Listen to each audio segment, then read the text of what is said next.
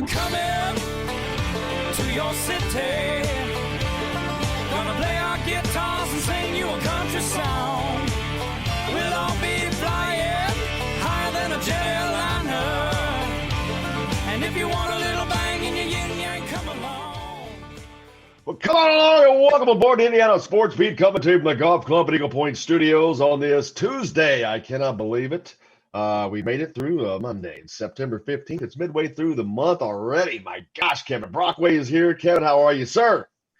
Good. I think it's kind of that late Labor Day that makes it seem like it's deeper into the month than what it is. But we're still waiting for football to see if it's going to happen. I think that's the main thing. Kind of like the Pope waiting for the smoke to come out of the Big Ten office. Exactly. Right? Where's the poof of white smoke coming out of the big house up in Chicago? Mike DeCourcy, speaking of the big house, Mike DeCourcy from the Sporting News. Of course, he's an analyst for the BTN Network and Fox as well, will be joining us.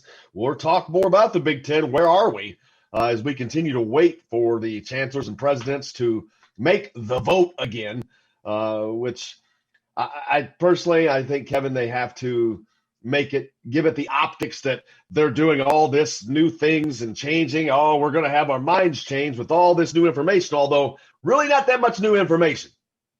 Well, I think too, they want all their P's and Q's lined up so that the vote can go the way they want it. I think the medical committee, Barry Alvarez, I think that's the other issue too, is that I think they realize they have one crack at this, and they want to make sure that all the information is presented in a way where the people that have the football interest, the interest in restarting, can get to vote the way they want. I think that's another issue too. And I think that's why maybe they're doing their due diligence on this. They're trying to present as much as possible. Because don't forget, you've got to convince, a bunch of presidents that this is feasible going forward, even though we are seeing around the country other teams play football. And, there is the economic impact too. I mean, there's the human toll impact, obviously, but there's also the economic impact. And I think there's a lot for people to weigh there. Oh, absolutely. I mean, but I read something yesterday. Michigan has been a big hindrance in this. The chancellor at Michigan, we've heard that person had not even seen the football facilities. But I read something yesterday that their chancellor is now embattled because there are multiple fires on their campus. And by fires, I mean issues on their campus that he's trying to deal with. And the football has become so big, and they did not expect the backlash. But now Michigan, who was not expected to be able to play, is expected to their vote go their way when this vote comes around. So that's a big change because the Michigan schools were not expected to be participating initially, but that seems to be changing. Yeah, and, Michigan is a football state. I mean, it's one of the bell cows of the Big Ten in terms of tradition and history, particularly the University of Michigan, the Michigan-Ohio State rivalry. We know how much, that means to the conference in terms of its visibility. So that public pressure, I think, is starting to weigh on the presidents and administrators within that state. And the fact that they're playing high school football there, too, I think is a big thing. Indiana, they're playing high school football here. Notre Dame is playing up the road. So it's, it got March, I think President Daniels up at Purdue and President McRobbie here are two, that, might be swayed with regards to that because maybe they're seeing it work here in that retrospect. Well, you'd certainly hope. I mean, the testing for the football program was very successful, much more successful than the Greek system on IU's campus. And so that's an issue. Look at Texas Tech. I know they're not in the Big Ten Conference, but they're one of the conferences that are playing. But currently, they just had 5 more players test positive, but that's not the number. It is 75 since June for Texas Tech. But 69 of those guys have already been cleared, so they're good to go for the next 3 months. So they're all good for football season. But now then you got to worry about the myocarditis, if there's any issues with that and all that stuff there. So, but what the heck happened there? I turned my phone onto a highlight somehow. Well, we got to, there is that concern, like you said, the long-term health effects, that a lot of things that we do not know about at this point in terms of what can happen with regards to this virus. And I think that's something, Jim, that we've got to, maybe, concern ourselves with long-term in terms of, what could those effects be. So I think there's a lot for the conference to sort out. Certainly the other aspect is herd immunity, right? Texas Tech probably has a bunch of guys that, won't recatch it. But I think the other issue too is with regards to the schedule, if they start October, 10th or October 17th or October 24th, you're not leaving much wiggle room if there's an outbreak. I think that's another big concern too, in terms of, moving games around. You're just going to have to press forward and hope for the best. NBA returns tonight as the Miami Heat and the Celtics open up their series. That begins at 6:30. Boston's a 2-point favorite in that game. The Clippers and the Nuggets will follow at 9. That's game 7 right there, baby. That's for the marbles. Who you got in that game? Let's see. The Clips are a 7.5-point favorite. The Clippers have been favored to win that series. No one expected it to go 7, I think. But, I would go with the Clippers. But actually, the underdogs have Boston beat Toronto. Milwaukee got upset. So are the Clippers the next to go down? It's hard to bet against Kawhi Leonard, right? And Doc Rivers is a pretty seasoned coach. So I like the Clippers. I think they're on a mission to play the Lakers, and I think that's going to be a great series. It's just a shame that it's from God. Not in LA, which is got all that forest fire smoke at the moment. Although the game is indoors, but I think a Clippers Lakers conference finals would be epic. So I think they're going to be motivated to do it. I do like Luka Jokic. You know what I mean? He's a tough guy inside, but I think at the end of the day, the Clippers find a way to get it done. Absolutely. And then with some other news in college basketball, you said that you're hearing what November 21st is a potential start date. That's that's what I've been seeing. But something else is we've been wondering about the Maui Classic because Indiana is participating in that this year. Obviously, that's not going to be taking place on the Big Island, moving it back to mainland, and not only just to the mainland, all the way back here to either Indianapolis or potentially Asheville, North Carolina. And before we started, I asked, why Asheville? Because Indianapolis, obviously, is such a hub of everything, Center-Rising, Sublay there. You got the hotels. They've hosted so many things. I've never does Asheville even host NCAA sites? I'm sure they have. No, usually it's Greensboro, but apparently a couple of factors with Asheville. Apparently they have a very large medical center that's near the arena for testing. And also, I think the North Carolina and Davidson factor, the fact that you have 2 teams in that field that are within the state of North Carolina, as opposed to Indiana just having one, you'd have less travel involved. Alabama also is maybe a little closer to North Carolina than it is to Indiana. That's another issue. There's some Southern teams too. So I think Eli Lilly is one of the largest drug manufacturers in the world. It's about 6 blocks from Bankers Life Fieldhouse. Yeah. Well, St. Vincent's across the street, but I don't know, if they could line up Bankers Life Fieldhouse or if they would do something else. I mean, that's the other issue too. Like, what gyms could they line up, or would they do? Well, you'd have multiple options. That's another thing with Indianapolis. You've got Hinkle, you've got Bankers Life, you've got. Well, I mean, you wouldn't want to use Lucas Oil, but there's just so many basketball facilities. Heck, you've got high school gyms that are bigger than some of the gyms that some of these colleges play in. Yeah, and I'm sure you could find one near a medical facility. I mean, I'm sure it would work too. But this is just what I'm hearing right now, that Asheville, North Carolina is the favorite at the moment. But that could change. So it would be nice. It would be a lot easier for our purposes, right, for it to be just up the road. Would be nicer.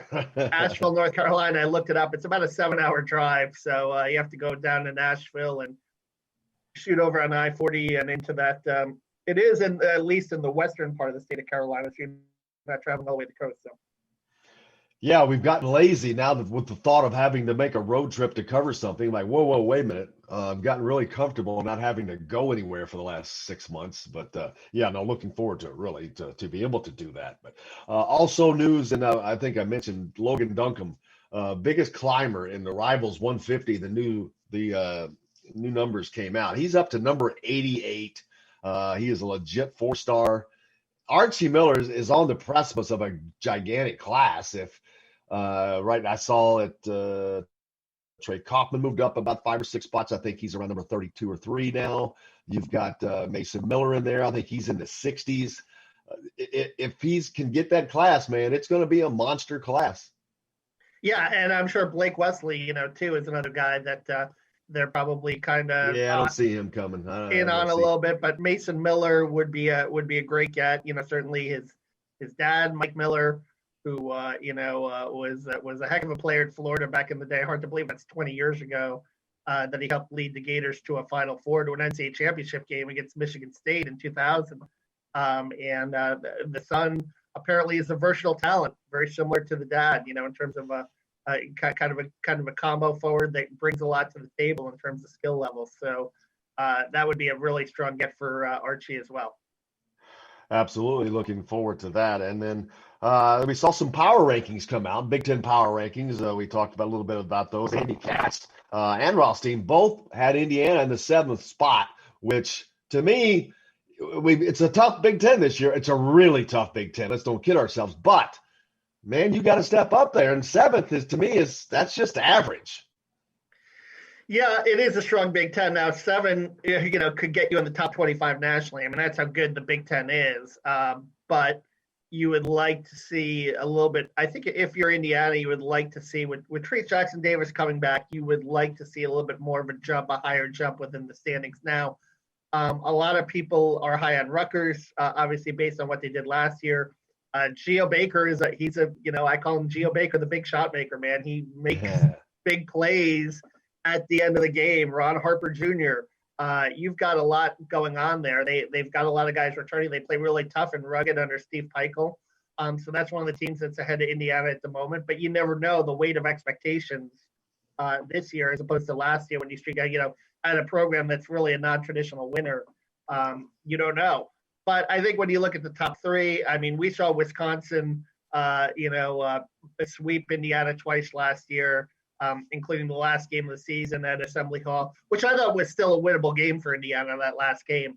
But, I mean, they were pretty rugged at the end of the year. Iowa, you've got Luke Garza, the potential National Player of the Year coming back. They've got a lot coming back. I'll be honest with you, I don't think nationally that the national pundits are giving Archie Miller any respect from a coaching standpoint yet. I mean, I don't think that his coaching is pushing him up. I mean, I think if they had a little more respect for him, then Indiana would be in 6th or the 5th spot. But I think that's part of the reason why they're still down there is because they have not seen Indiana do anything like they saw Dayton when Archie was there. They're waiting for Indiana to do something, I think, before they buy into this program. Well, I think also your 2 most talented players are still, one's a sophomore and one's a freshman. And they are, had Trayce come out on the draft this year, maybe he would have been a borderline first-round pick, but was he a lottery pick? No. So, and Christian Lander reclassified. So there are questions about that in terms of his. And it's still, Jim, it comes down to the guard play, I think. The guard play has to raise its level. I mean, you look at this team, last in the Big Ten last year in assist to turnover ratio, handling the ball, getting the ball up against pressure, shooting, was a little better last year, but still not, you still don't really have a knockdown 3-point shooter on this team.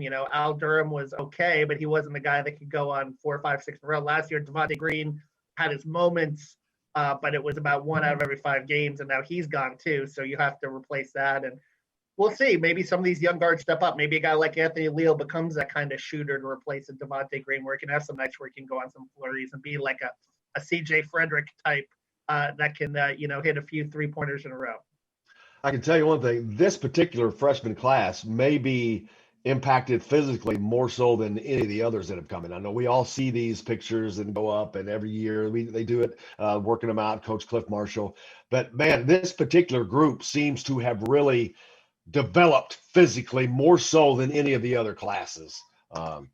Leal and I think Leal and Galloway are both really thick guards. I mean, they are like big, strong people. Even in high school, when you looked at their bodies, you were pretty impressed. I think Lander is a guy that's going to be interesting. Like, you're going to have to put some weight on him as well. I think that's going to be a guy that's you're going to have to really get to develop physically in order for him to have that really effective first season. But we all know he's got great speed on his hands. And, really one of the most athletic people on the team already, from what I'm hearing, is Jordan Geronimo.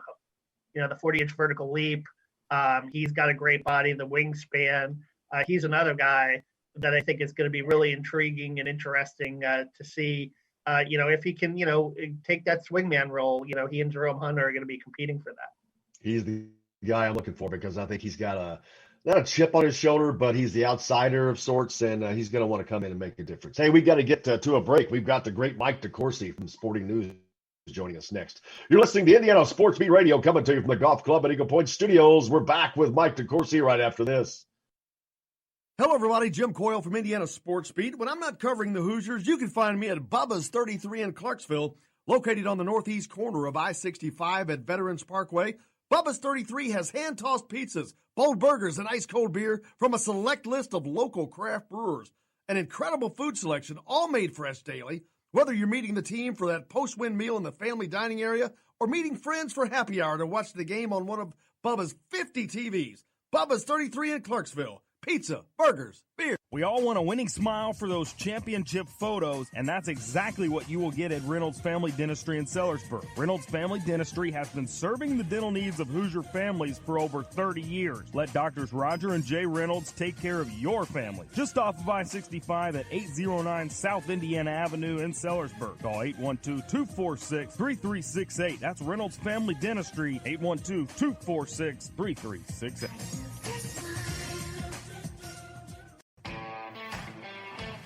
Now that warm weather has arrived, it's time to hit the links, and there's no better place than the golf club at Eagle Point in Bloomington.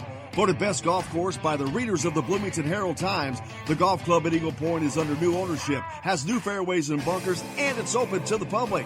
When the round's over, there's cold beer and a full menu at the Eagle Point Pub and Bistro. Call 812-824-1100 to make a tee time. That's 812-824-1100. The golf club at Eagle Point in Bloomington. This is Jim Coyle from Indiana Sports Beat with Coyle and Leary. Indiana Sports Beat is now a part of the Rivals Network. You can go to thehoosier.com to sign up. It's free. Catch the show there each day live or at your convenience. You can also like or follow us on Facebook, follow the show's rebroadcast anywhere you podcast. If we're not on a radio station where you live, we should be. Let your local station know they need to carry Indiana Sports Beat with Coyle and Leary, or simply go to thehoosier.com.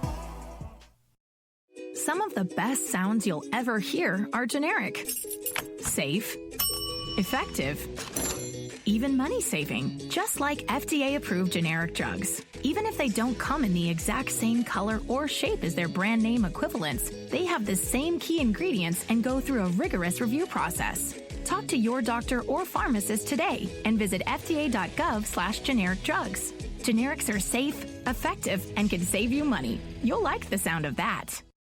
Today's guest is brought to you by Bubba's 33 in Clarksville, with hand-tossed pizzas, bold burgers, and ice-cold beer.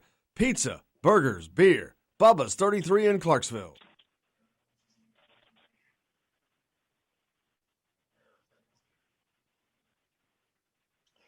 Welcome back to Indiana Sports Beat Radio, coming to you from the Golf Club at Eagle Point Studios here on this Tuesday. Now joined by one of our absolute favorites, the man who is going to walk to Chicago and straighten all this mess out.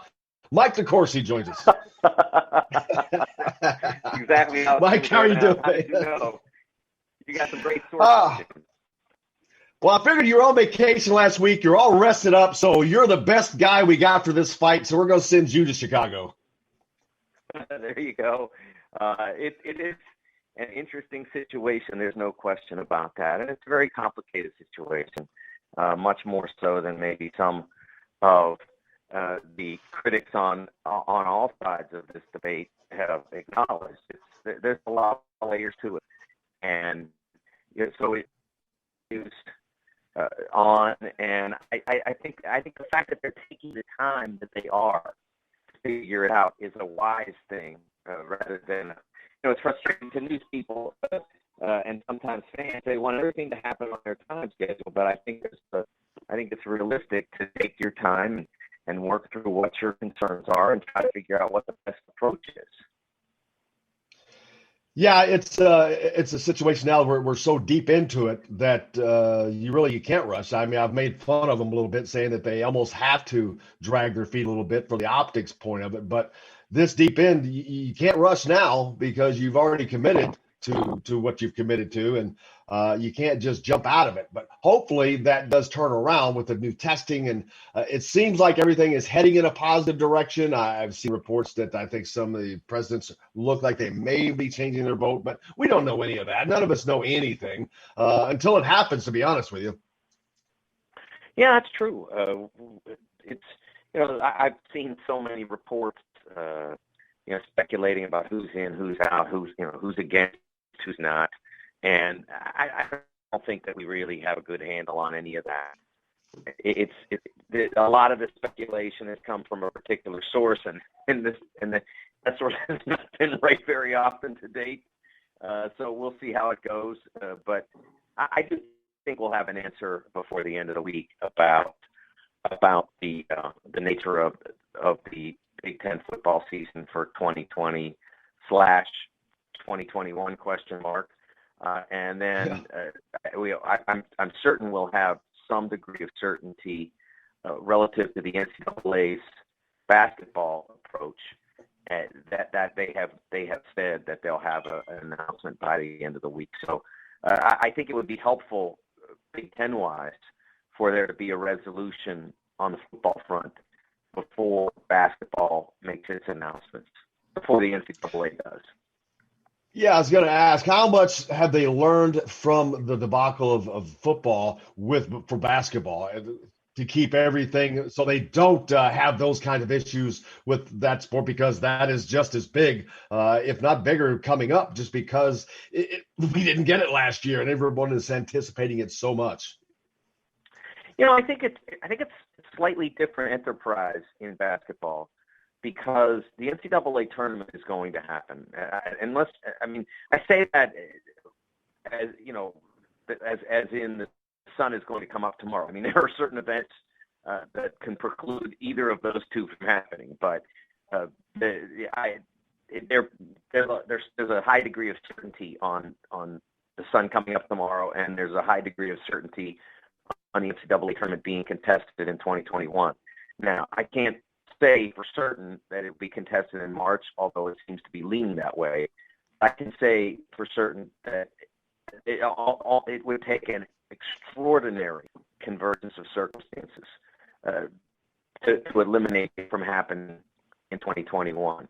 So the difference being that the Big Ten stage a third stage, theoretically, a lucrative and successful football season in, let's say, November to February or January to March, or whatever window turns out to be ideal if they indeed were to go in that direction.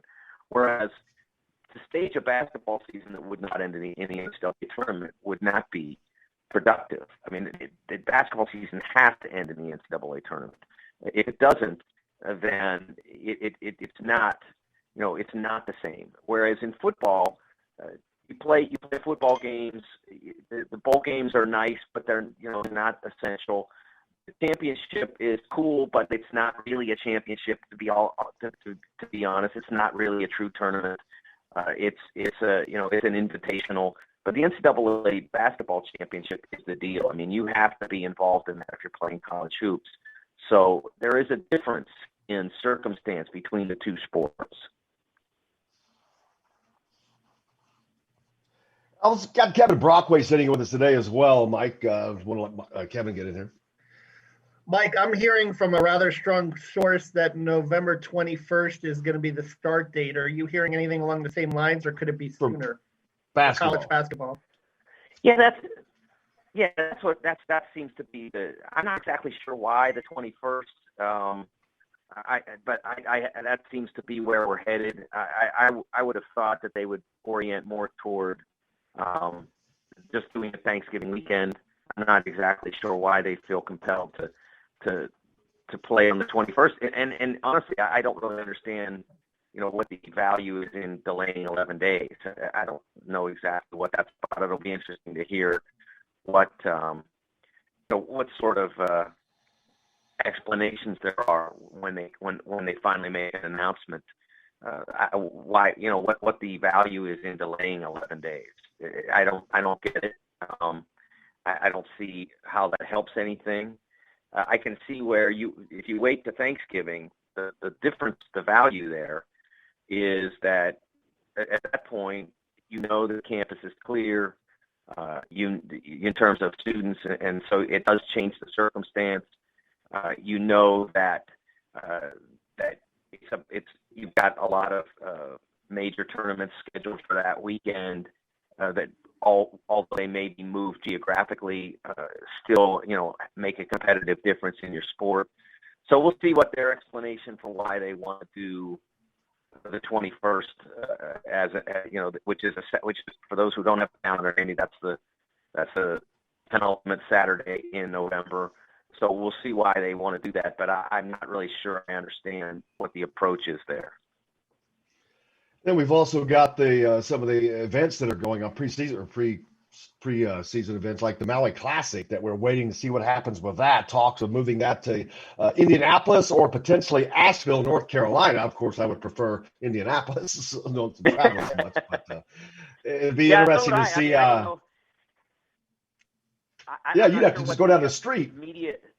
I'm not sure what the media assignments would be for that, whether they'd allow us in the building or whatever. But if so, it'd be great to have that here.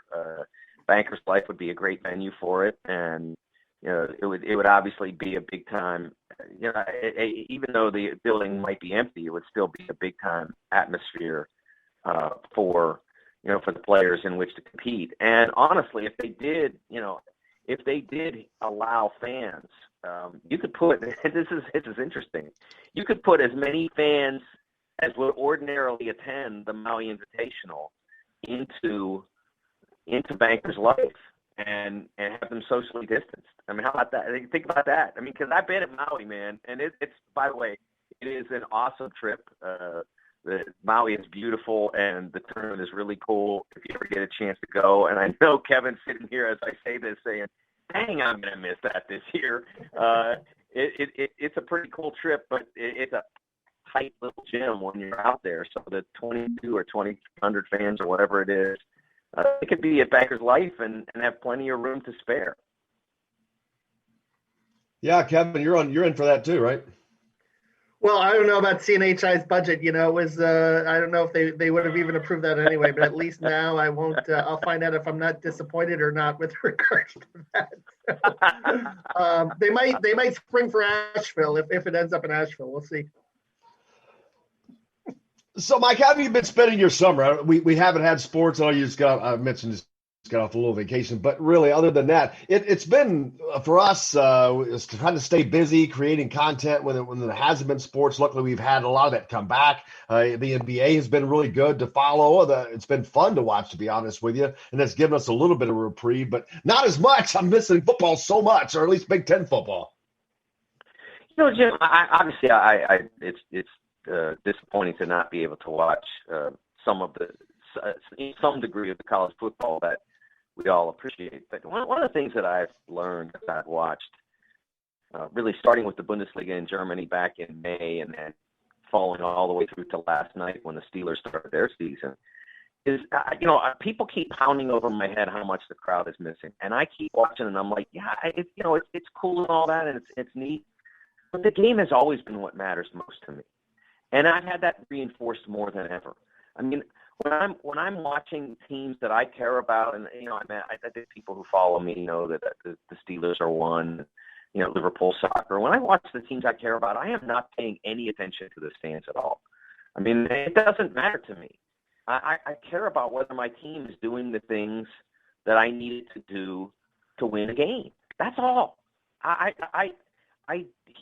Every game I watch now, I feel like the announcers feel it a requisite to apologize, or I think apology is the right word, for the absence of fans in the stands. And I don't feel that. As a consumer, I don't feel I need the apology.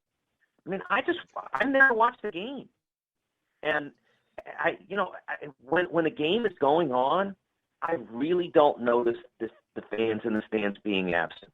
I suppose that might change if I were in the building, but as a consumer at home, I am laser focused on the games themselves and what's happening. Yeah, in the beginning, you put in your mind, you set yourself up for that. But once I started watching, like even with baseball, where you can really see that they're empty a lot more so. But I was watching the football game last night, and I had no idea that there was nobody there because they've got the noise pumped in. There's some people there, but I couldn't tell. I was just watching the product on the field, and it was the same as always. And that's what I was watching. And so, yeah, I had noticed nothing last night when I was watching the NFL game. Yeah, so I think that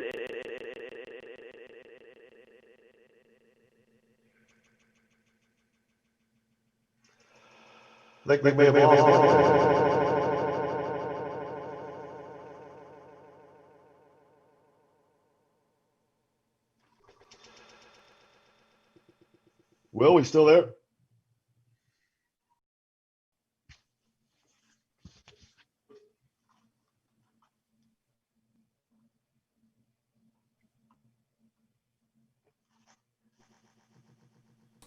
Try now.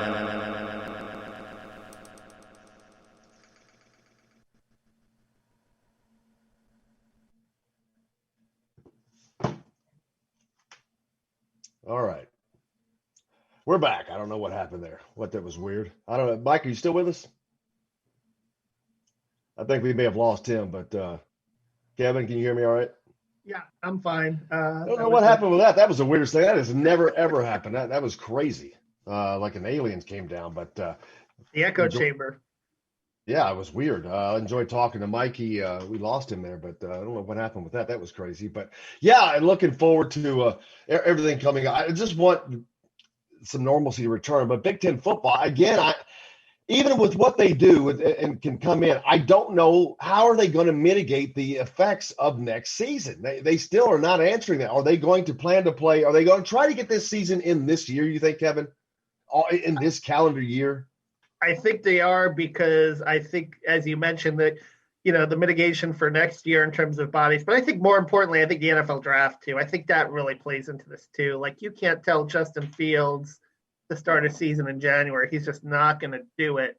And there's so many guys that are just going to want to get ready for the draft. We've already seen Sean Wade earlier this week decide to bypass the season, Pat Freiermuth, and you're going to see a lot more guys do that if they decide a Thanksgiving season, maybe, starting at Thanksgiving or even starting in January. I think you're going to see that aspect in terms of, them deciding to, bypass and prepare for the NFL draft. And then it's going to water down your product when you don't have some of the best players that are going to be out there. We got a lot more coming up. We got to hit a break. You're listening to Indiana Sports Beat, coming to you from the Golf Club at Eagle Point Studios. We're back with more right after this. Hello, everybody. Jim Coyle from Indiana Sports Beat. When I'm not covering the Hoosiers, you can find me at Bubba's 33 in Clarksville, located on the northeast corner of I-65 at Veterans Parkway. Bubba's 33 has hand-tossed pizzas, bold burgers, and ice-cold beer from a select list of local craft brewers. An incredible food selection, all made fresh daily. Whether you're meeting the team for that post-win meal in the family dining area or meeting friends for happy hour to watch the game on one of Bubba's 50 TVs, Bubba's 33 in Clarksville. Pizza, burgers, beer. We all want a winning smile for those championship photos, and that's exactly what you will get at Reynolds Family Dentistry in Sellersburg. Reynolds Family Dentistry, serving the dental needs of Hoosier families for 30 years. Let Doctors Roger and Jay Reynolds take care of your family. Why are there 246-3368. That's Reynolds Family Dentistry, 812-246-3368.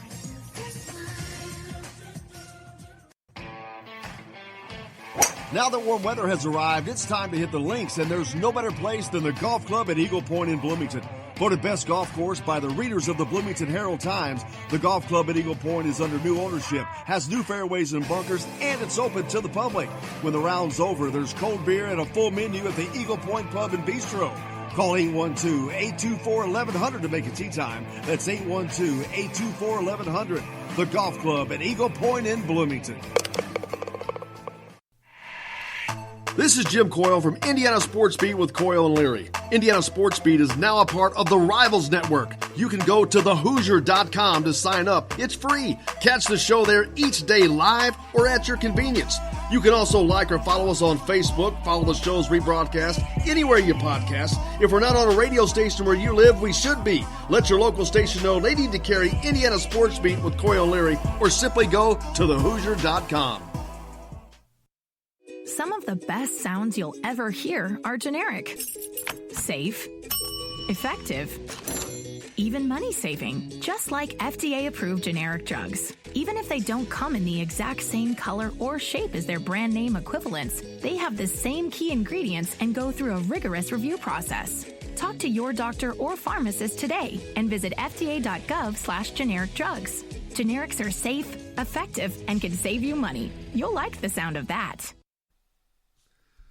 This segment is brought to you by Bubba's 33 in Clarksville. Pizza, burgers, beer. Is ground control.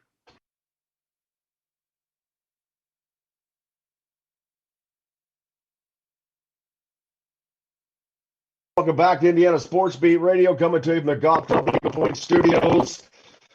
Here on this Tuesday, Kevin Brockway sitting in with us. Going to talk to Chronic Hoosier in a little bit.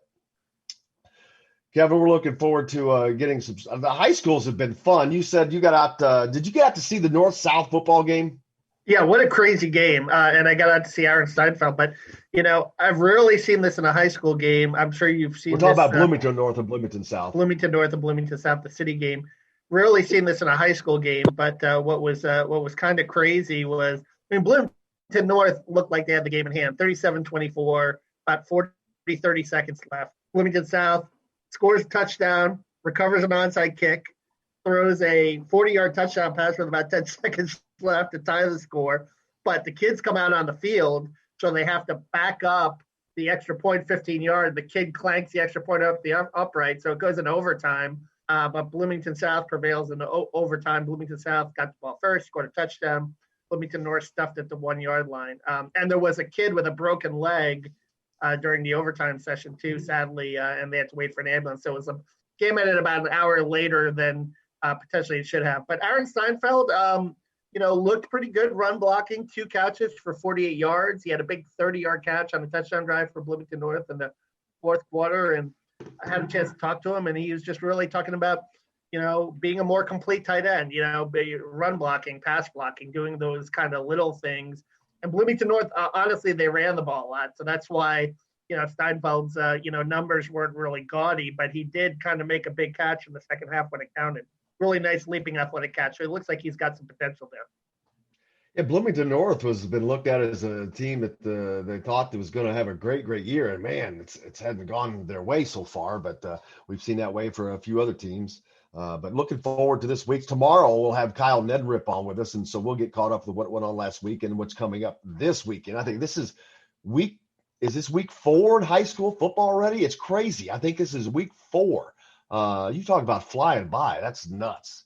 But yeah, we're already so that puts us a third of the way through the high school season already. Yeah, no, and I've had a chance to go out to a few high school football games the last couple of weeks, and I saw Donovan McCulley the week before, and I've been really impressed at the level of football. I came from Florida, so maybe my expectations were low, thinking that because of the level of high school football in Florida being really high. But I think that they execute really well here. Pass the ball, throw the ball, good blocking, a lot more wide open offense, I think, up here than you even see in the South, where it's more kind of like 3 yards in a cloud of dust kind of offenses down there. Yeah, I think sports in general over the last several years, we've seen all sports in so many different places elevate because now you've got all these travel teams, you've got all these training facilities of different sorts all over the place, indoor facilities. I mean, this stuff was not around when or at least when I was a kid. They didn't have these kind of training facilities. Sports wasn't a business per se in that regard when I was younger. It was a business just as a sport, but there are so many businesses off of sports now, training being one of the biggest one of those. But I think that alone has helped elevate places like Indiana that may not have been known for football, but, man, it produces some talent where you're talking about Rex Grossman, who went to Florida down in your neck of the woods, or plenty of other great talent out of this state. But, yeah, I think it's made a big difference. Yeah, and I mean, I think the basketball has always been there, right? I mean, it's always been traditionally a basketball state in terms of the skill level and the passion and what people really care about the most here. But I've been impressed with the level of football, particularly the level of skill, the ability to pass and to catch, and physicality too is here. You do have a few big kids around. Maybe just not the big fast kids that you have down south. I think that's the main thing. Yeah, I'm looking forward to that as I'm trying to get Chronic on this morning. I think we're having an issue with that, so we'll look forward to getting him on here in a little bit. But this weekend, what games are you looking forward to watching? What's the NBA coming up tonight? We talked about that earlier, but there's a game 7, of course, the Clippers and the Nuggets. That series hasn't been all that intriguing for me particularly, but it's a game 7, so it should be good. Yeah, and you got Miami Louisville this weekend in college football. That's going to be a big game. First ACC game for Miami, and we will get to see Louisville in year 2. What kind of progress that they've made? That's going to be a fairly interesting game. And then you've got the Heat Celtics coming up this series, which I think it's going to be fascinating. Get a chance to see if Brad Stevens can kind of get over the hump, the former Butler coach, and get into the NBA Finals. Yeah, looking forward to that. I wonder if Romeo Langford to get any playing time. I know he probably hasn't gotten a lot, but just the experience of them being not only in this playoffs but making this playoff run got to be invaluable for guys like that. Yeah, Romeo is a guy that's been kind of a defensive specialist. He's come in here and there, and he's, done some good things. So I think that, as far as the playoffs are concerned, OJ Ononabi, obviously hit the OG, hit a big shot. Unfortunately, the Raptors are out of it.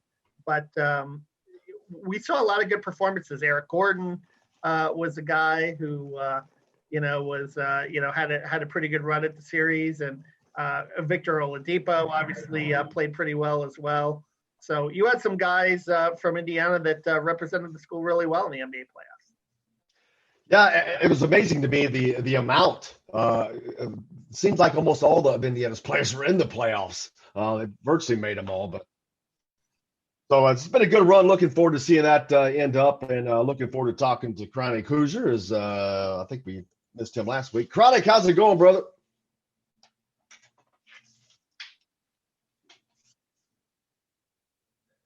Hey, brother, how's it going? How you been? What's new with Chronic?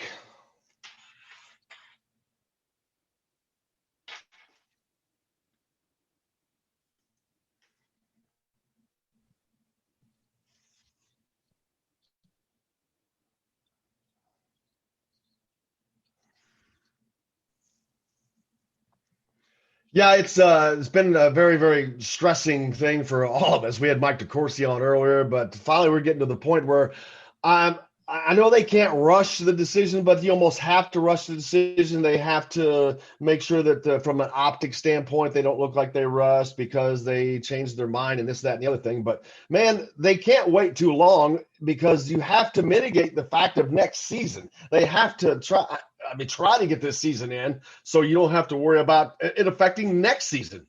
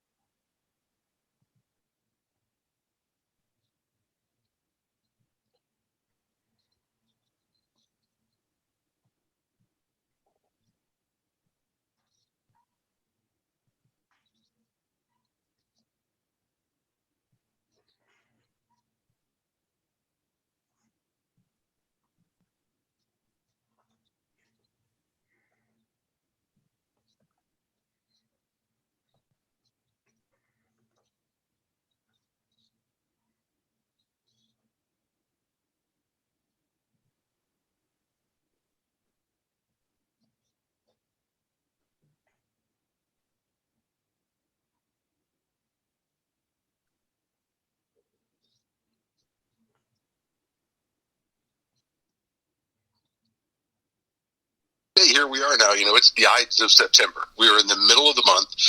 We should be several games into the season right now.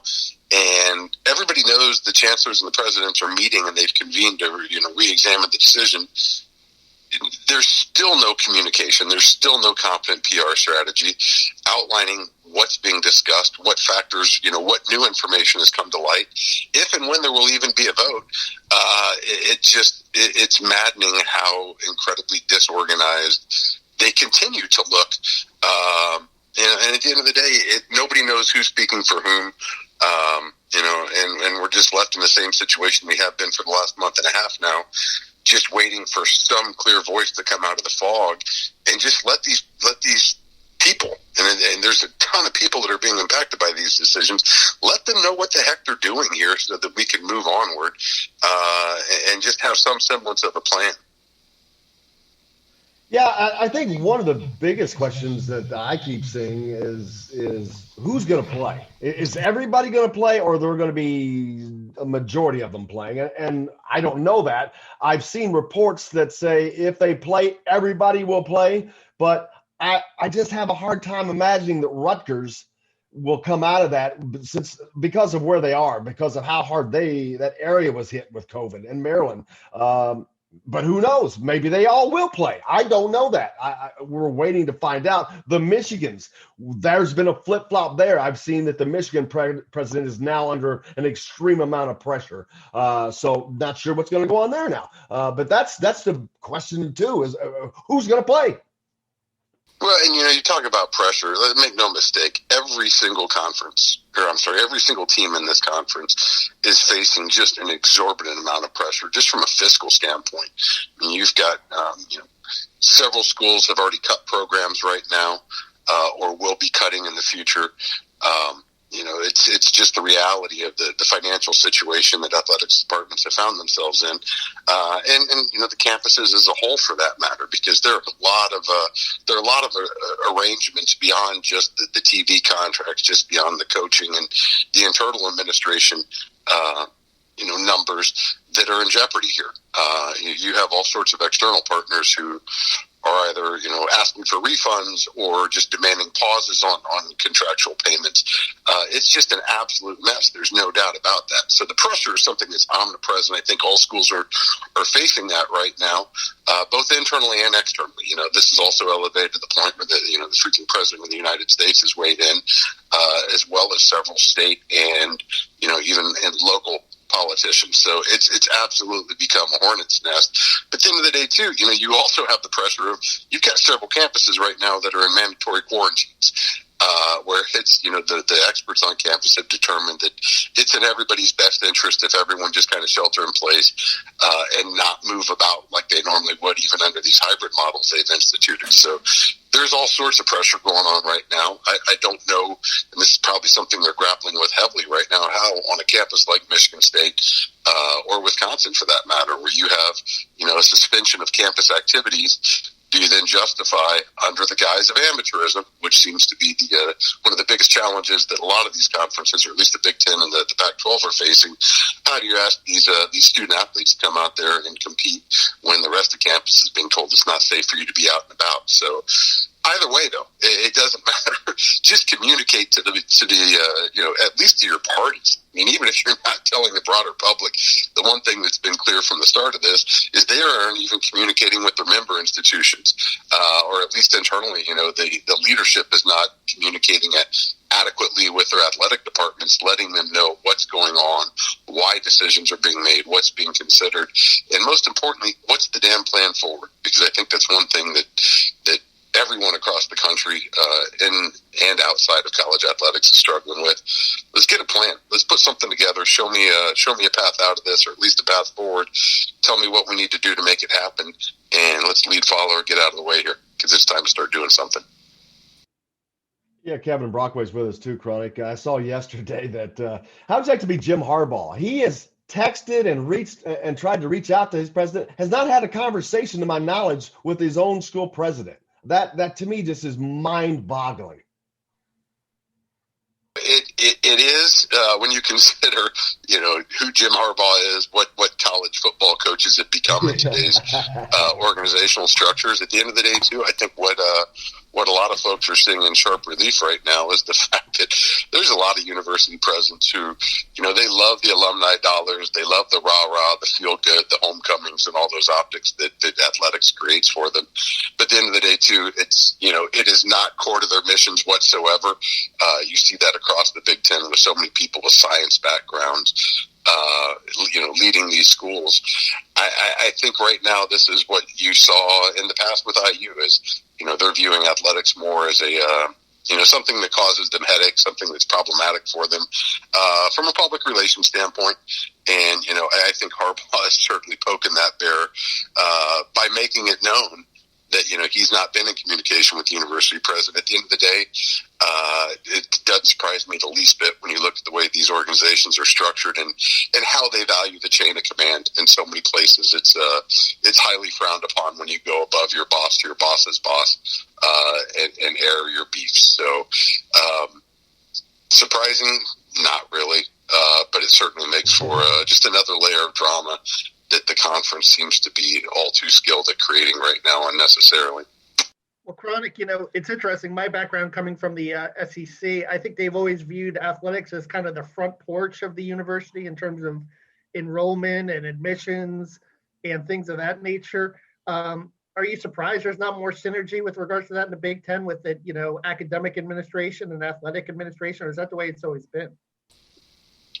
I'm surprised in as much as they've created a lot of trouble for themselves in the way they've handled this whole situation. At the end of the day, and I think we've talked about this on the show in weeks past, you look at Indiana University specifically, you've got an annual operating budget of $3.4 billion. And all of that is up in the air right now with so much uncertainty as to whether or not you're going to be able to get kids on campus, whether or not you'll be able to keep them there safely throughout the duration of the school year. I think there's just so many balls up in the air right now across all the member schools in the conference that, even though some of these budgets are massive, make no mistake, just gigantic, they still are a small fraction of the overall operating budgets for these schools.